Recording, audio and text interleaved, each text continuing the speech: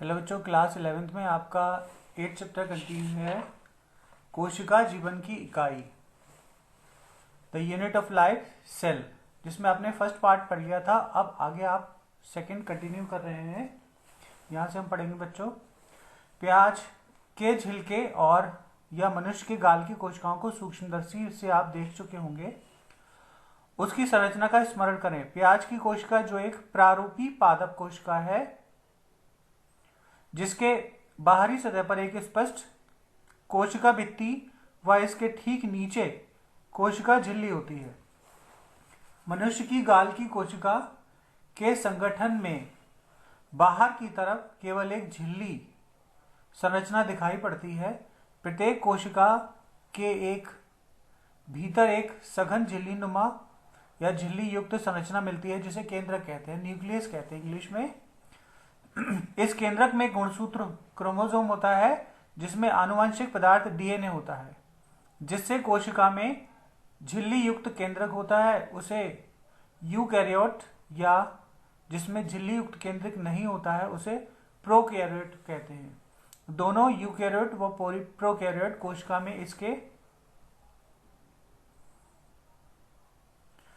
आयतन को घेरे हुए एक अर्ध तरल आव्यूह मिलता है, जिसे कोशिका द्रव कहते हैं। दोनों एक स्थान पर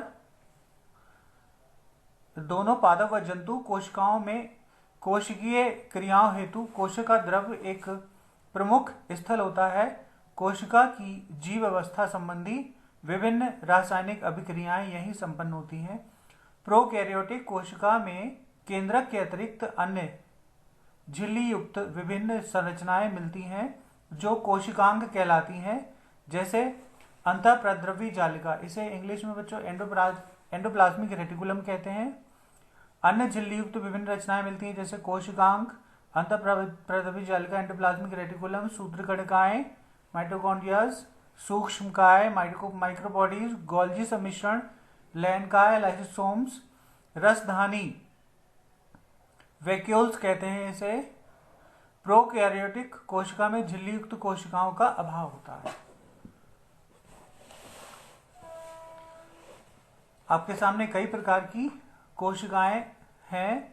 सबसे ऊपर है लाल रुधिर कणिकाएं या blood vessels, red blood vessels, गोल व अवतली।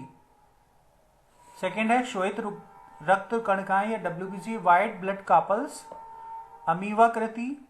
नेक्स्ट थिंग है स्तंभाकार उपकला या एपिथीलियम कोशिकाएं।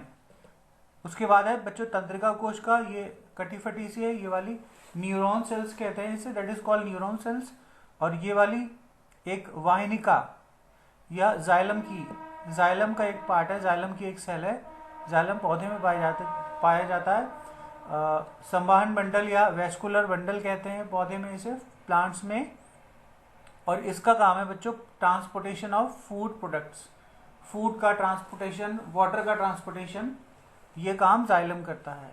और इसी का दूसरा काम करता है फ्लोएम, जो पत्तियों में बना भोज्य पदार्थ या फूड मटेरियल पूरे पेड़ में, पूरे के पूरे पौधे में ट्रांसपोर्ट करता है। तो ये दोनों काम जाइलम और फ्लोएम टिश्यू के हैं।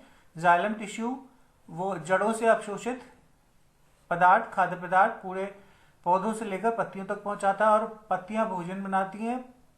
पत्तियों में बना भोज्य पदार्थ फ्लोएम ऊतक के द्वारा पूरे के पूरे पेड़ में पहुंचता है, जड़ों तक।